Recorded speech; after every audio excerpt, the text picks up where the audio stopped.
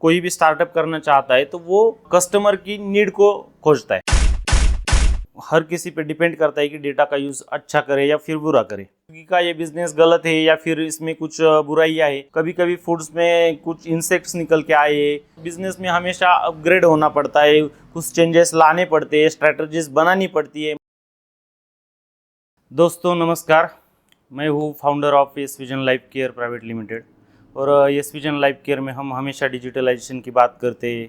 बाकी हमारा yes vision का प्रोडक्ट है वो भी डिजिटलाइजेशन के ऊपर डिपेंड है। हम डॉक्टर को प्रिस्क्रिप्शन डिजिटलाइज करने में मदद करते हैं, उनकी आईपीडी ओपीडी वो सब डिजिटल में मैनेज करने के लिए मदद करते हैं। हम चाहते हैं ये सब काम जो है वो पेशेंट्स के बेनिफिट्स के लिए हो और डॉक्टर को काम करने में आसानी हो, पेशेंट को अपनी हिस्ट्री पता रहे, आगे जाकर भी अगर कुछ दिक्कतें आए तो उस हिस्ट्री के हिसाब से डॉक्टर्स अपनी ट्रीटमेंट कर सके। इसीलिए हम इस डिजिटलाइजेशन को यूज़ करते हैं ताकि हम जो भी वर्क करें वो अगर डिजिटलाइजेशन में हमारे पास अवेलेबल हो तो वर्क है वो एक डेटा के स्वरूप में काम करता है। और डेटा जो होता है वो हमेशा के लिए ऐसा नहीं है कि कुछ हैकिंग या फिर अदर में जो डेटा इस्तेमाल होता है उन्हीं के लिए वो डेटा अच्छा होता है। डेटा हर किसी के लिए अच्छा ही होता है। हर किसी पे डिपेंड करता है कि डेटा का यूज़ अच्छा करे या फिर बुरा करे। पेशेंट के केस में ये होता है कि जो डेटा होता है पेशेंट का वो पेशेंट्स के लिए बहुत ज़्यादा बेनिफिट करता है और इसीलिए हम वर्क करते हैं डिजिटलाइजेशन में।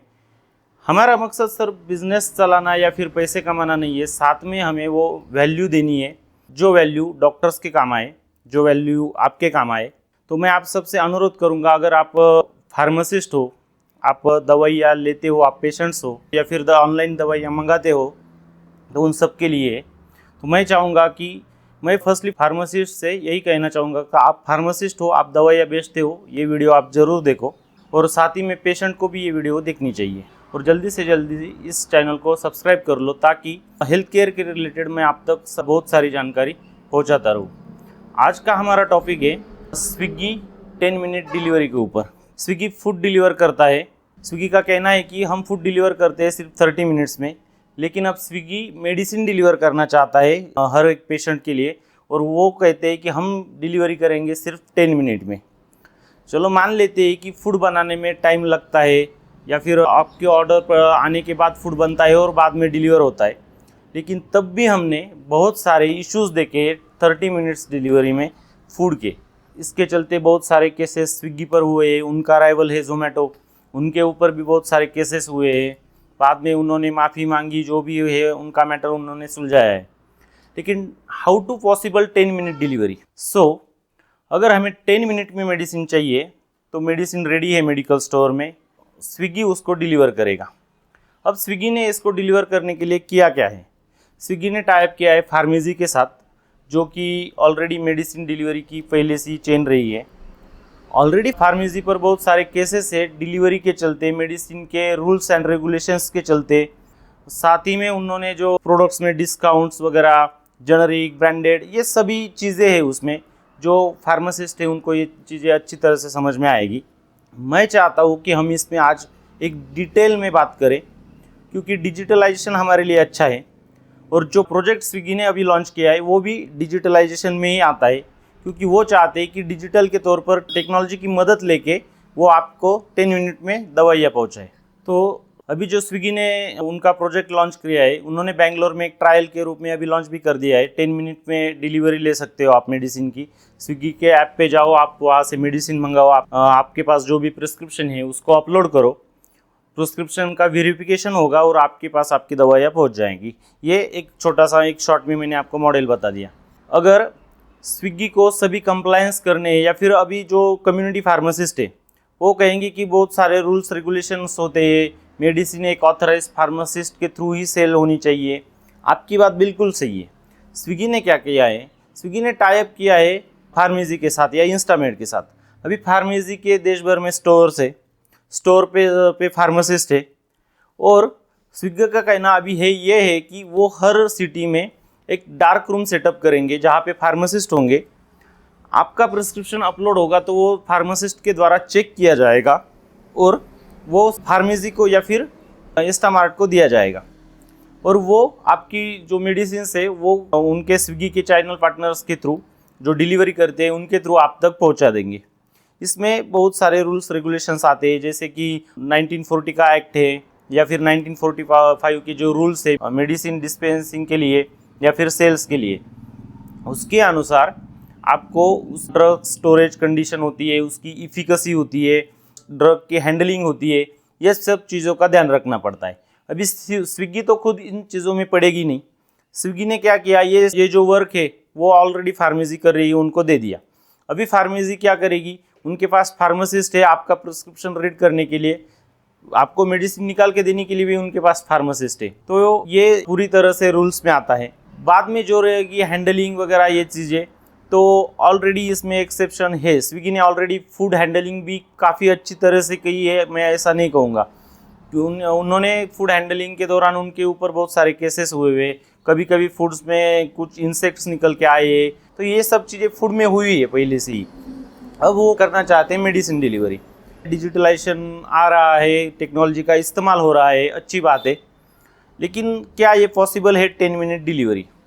10 मिनट में अगर कोई बंदा है जो डिलीवरी देने जाता है, उसको ट्रैवल करना होता है, ट्रैफिक इश्यूज़ होते हैं और उसको ऊपर से टारगेट दिया जाता है, ये सब चीज़ें नॉर्मल है क्योंकि आपको पहले से ही मालूम है स्विगी और जोमेटो पहले से डिलीवरी किस तरह से कर रहा है। लेकिन इसमें प्रॉब्लम आ सकता है स्टोरेज कंडीशन में, जब या फिर मेडिसिन हैंडलिंग में भी प्रॉब्लम आ सकता है, या फिर जो पेशेंट्स उस मेडिसिन को रिसीव कर सकता है उस काउंसलिंग की ज़रूरत होती है। उसको पता होना चाहिए वो ये मेडिसिन कैसी लेनी है, किस टाइम पे लेनी है, खाने से पहले लेनी है या बाद में लेनी है, उसका डोज किस तरह से होना चाहिए। ये सारी काउंसलिंग जो है वो एक फार्मासिस्ट मेडिकल स्टोर पे अपने अच्छी तरह से करता है। और मेडिकल स्टोर एक ट्रेडिशनल वे हो गया, दुनिया बदल रही है, हमें भी बदलना चाहिए। अभी डिलीवरी 10 मिनट में समझो हो भी गई, तो साथ में रूल्स रेगुलेशन में कुछ ऐसे नार्कोटिक्स ड्रग्स आते हैं या फिर एमटीपी जो होता है या फिर ऐसे कुछ कोडीन वगैरह जो जिसका नशा वगैरह किया जाता है, ऐसे कुछ ड्रग्स आते, उसका भी अच्छे से ख्याल रखा जाएगा या नहीं ये पता नहीं है। स्विगी ने अगर डार्क रूम भी सेटअप किए प्रिस्क्रिप्शन वेरिफिकेशन के लिए, तो स्विगी ये विदाउट प्रिस्क्रिप्शन कुछ भी डिलीवर नहीं करेगा, इसकी भी कोई गारंटी नहीं है। अगर होती है भी है या फिर उन्होंने रूल्स में मेंशन किया है तो वो अलग बात है। इसके ऊपर कंसर्न जताए AIOCD ने भी। AIOCD के अध्यक्ष जगन्नाथ अप्पा शिंदे ने बताया है कि इसमें बहुत सारी चीज़ें अच्छी तरह से हैंडलिंग नहीं होगी। उन्होंने कुछ एक लेटर भी जारी किया है, मैं आपको लेटर के बारे में बताता हूँ। उन्होंने एक डीप कंसर्न जताया है AIOCD ने, और उनका कहना ये है कि अगर हमारे पास मतलब AIOCD के पास 12.14 लाख फार्मासिस्ट है, यानी कि जो रेगुलर फार्मेसी स्टोर है वो उनके साथ रजिस्टर है और वो अच्छी तरह से इंडिया में सर्विस दे रहे हैं, और साथ ही में वो पालन करते हैं हर उस रूल्स या रेगुलेशन का जो बनाई गई है ड्रग सेलिंग के लिए। लेकिन उनका कहना है कि इसमें कुछ लॉज का वायलेशन हो सकता है। साथ ही में जो एंटी माइक्रोबियल रेजिस्टेंस की जो दवाई आती है उसके हैंडलिंग में प्रॉब्लम हो सकती है, और जो ये पार्टनरशिप है उसको रिस्की बताया है AIOCD ने। मतलब फार्मेसी की और स्विगी की जो पार्टनरशिप है इसको ही रिस्की बताया है। उसकी वजह ये है कि फार्मेसी पे ऑलरेडी कई सारे केसेस चल रहे हैं और बाद में उसमें क्वालिटी और पेशेंट सेफ्टी भी कॉम्प्रोमाइज़ होगी, ऐसा कहना है AIOCD का। और गवर्नमेंट को इसके ऊपर एक्शन लेने के लिए एक सलाह दी है। तो मुझे ये लगता है कि अगर AIOCD के पास 12.14 लाख मेडिकल स्टोर ऑलरेडी है, तो AIOCD क्यों नहीं लॉन्च कर सकती है ऐसे बिजनेस को। आपके पास होलसेलर है, आपके पास रिटेलर है, आपके पास फार्मास्यूटिकल कंपनीज भी हैं। जो अभी इशू आ रहे हैं करंट मेडिकल स्टोर को रन करने में, उसमें डिस्काउंट है, जेनरिक मेडिसिन है, डुप्लीकेट मेडिसिन है, ये सारी चीज़ों से ओवरकम किया जा सकता है। देखो, कोई भी स्टार्टअप है, अगर कोई लॉन्च कर रहा है या कोई भी स्टार्टअप करना चाहता है तो वो कस्टमर की नीड को खोजता है या फिर उनको कहीं मार्केट में गैप ढूंढना होता है, और वो चाहते कि वो गैप फुलफिल करने के लिए हमारे पास क्या आइडिया है और उस आइडिया को वो इम्प्लीमेंट करते हैं एक बिजनेस में। स्विगी ने भी वही किया है। मैं ये नहीं कहूँगा कि स्विगी का ये बिजनेस गलत है या फिर इसमें कुछ बुराइयाँ है। हर एक बिजनेस में बहुत सारे प्रॉब्लम्स शुरुआत में आते हैं, उसको ओवरकम किया जा सकता है।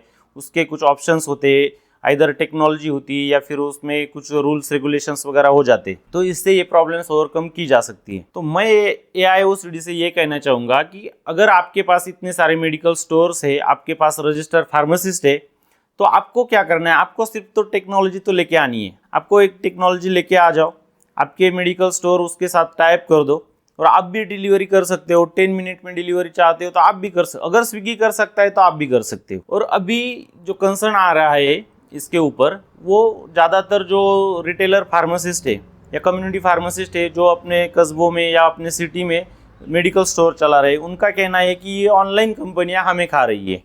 मैंने माना कि कोविड के टाइम पे जब डिलीवरी नहीं हो रही थी, कुछ सर्विसेज अवेलेबल नहीं थी, हमने सर्विस दी है, या फिर लोकल मेडिकल में हमने बैठकर जो लोकल एरिया है उसमें भी हमने अच्छी तरह से सर्विस दी है, उसमें कोई दो राय नहीं। लेकिन मैं फार्मासिस्ट से ये कहना चाहूँगा कि टेक्नोलॉजी को अडॉप्ट करना सीखिए। मैं ज़्यादातर देखता हूँ अभी फार्मासिस्ट के पास ज़्यादातर अपने मेडिकल स्टोर में खुद का सॉफ्टवेयर तक नहीं है। आप मेडिकल में जब सेलिंग करते हो ड्रग्स की, उसका रिकॉर्ड मेंटेन कर नहीं पा रहे हो आप, और आप कहते हो कि ये फार्मेसियाँ हमें खा जाएगी। मैं कहता हूँ आप करो खुद, आप डिलीवरी कर सकते हो, आप क्यों नहीं कर सकते हो? आपके एरिया में आप डिलीवरी कर सकते हो विदिन 10 मिनट। आपको सेम चीज़ें करनी है, आपको टेक्नोलॉजी का इस्तेमाल करना है। अगर आपके पास टेक्नोलॉजी नहीं है, आप व्हाट्सअप का इस्तेमाल कर सकते हो, आगे से प्रिस्क्रिप्शन ले सकते हो और उनको प्रिस्क्रिप्शन वेरीफाई करके मेडिसिन भी डिलीवर कर सकते हो। फिर आप कहोगे कि डिस्काउंट की बात आ जाती है, ऑनलाइन ज़्यादा डिस्काउंट्स देती है। तो मैं आपसे ये कहूँगा कि अगर आपके सिटी में अगर 50 स्टोर है या 200-300 जो भी स्टोर है फार्मेसी के, आप एक साथ आ जाओ।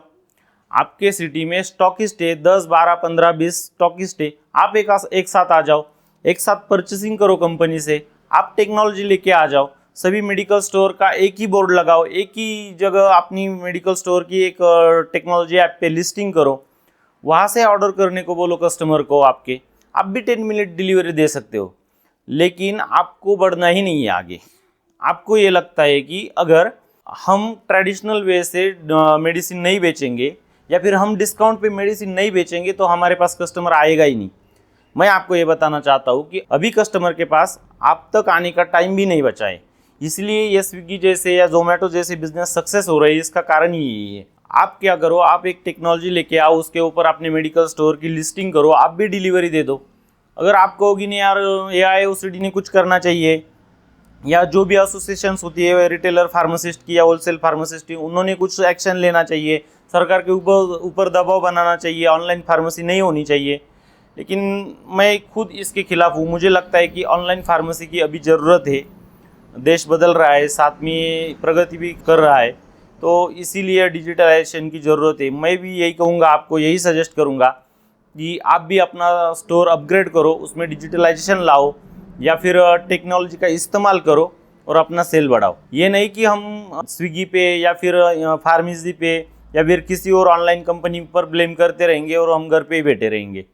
ऐसी बात नहीं है। कोई आपका जो एरिया है वहाँ पे आपके एसोसिएशन है, आप एसोसिएशन के साथ बातचीत करो, उनको कुछ फीस वगैरह उनकी बनती है या फिर उसमें जो खर्चा आता है उसको एक प्रोजेक्ट रिपोर्ट बना के उसके साथ उस खर्चे को करो, और उस खर्चे को करने के बाद अपने मेडिकल स्टोर सभी ऑनलाइन लेके जाओ। अगर आपके सिटी में आपने 10, 12, 15 स्टोर भी ऑनलाइन कर लिए और साथ में आके 10, 12 मित्रों ने भी साथ में आकर ये बिजनेस चला लिया, तो स्विगी जैसी कंपनियां आपकी सिटी में आ ही नहीं पाएगी। उनको कोई अदर सोल्यूशन ढूंढना पड़ेगा और बिजनेस में हमेशा अपग्रेड होना पड़ता है, कुछ चेंजेस लाने पड़ते हैं, स्ट्रैटेजीज बनानी पड़ती है, मार्केटिंग की स्ट्रैटेजीज बदलनी पड़ती है। ऐसा नहीं है कि स्विगी ने आज ये लॉन्च किया है 10 मिनट डिलीवरी और आगे जाकर भी यही स्ट्रैटेजी फॉलो करेंगे। वो आगे जाके और कुछ उसमें ऐड करेंगे। फिर आप कहोगे यार नहीं, स्विगी ने ये अनइथिकल कर दिया, फिर ये रूल में नहीं है। अगर कोई इतना बड़ा बिजनेस, स्विगी जैसा बिजनेस अगर कुछ करता है तो उनको रूल्स पता होते हैं, उनके पास एडवाइजर्स होते हैं, वो रूल्स को अच्छी तरह से स्टडी करते हैं, उसको बाईपास कैसे किया जा सकता है इसकी स्टडी करते हैं और बाद में उस बिजनेस में आते हैं। उनके पास पैसा होता है उसको टैकल करने के लिए। अगर आप अपने मेडिकल स्टोर में बैठे बैठे भी सोचते रहोगे कि यार स्विगी ने ये कर दिया, गवर्नमेंट ने इसको कैसे परमिशन दी, उन्होंने तो ऑनलाइन डिलीवरी कर दी, फिर हमारा कैसा होगा, हमारे पास कौन आएगा, तो ये चीज़ें गलत है। तो मैं आप सबसे यही कहना चाहूँगा कि अपग्रेड होइए और स्विगी के साथ दो हाथ करने की हिम्मत रखिए।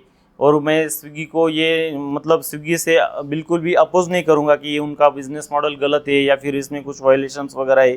सिर्फ मैं उनसे यही कहना चाहूँगा कि जो रूल्स रेगुलेशंस है, पेशेंट सेफ्टी है, ड्रग की इफिकेसी मेंटेन करने के लिए जो स्टोरेज कंडीशन होती है उसको प्रॉपरली हैंडल करिए। फार्मेसी के साथ साथ अगर आप जो लोकल मेडिकल स्टोर है उनके साथ टाइप करोगे तो ये और भी अच्छा रहेगा, क्योंकि अकेला फार्मेसी इंडिया की नीड पूरी नहीं कर सकता। तो आप ट्राई करिए कि हमारे जो रिटेल शॉप्स है ऑलरेडी सिटी में, उनके साथ आप टाइप करो, उनको ऑनबोर्ड करो, उनका डेटा लो, आपके सॉफ्टवेयर में उनका डेटा शो करो, उनके पास अवेलेबिलिटी जो है वो उन पेशेंट्स को दिखाओ, और डिलीवरी के लिए अपने पार्टनर्स हमें भी दो। जैसे आपने होटल्स चेन में जो लोकल होटल्स है उनको टाइप किया है, उनके पास से आप मटेरियल उठा के एक डिलीवरी की तरह काम करते हो, वैसा ही काम आप हमारे साथ कर सकते हो, जिससे हमारे फार्मासिस्ट की बहुत ज़्यादा मदद होगी।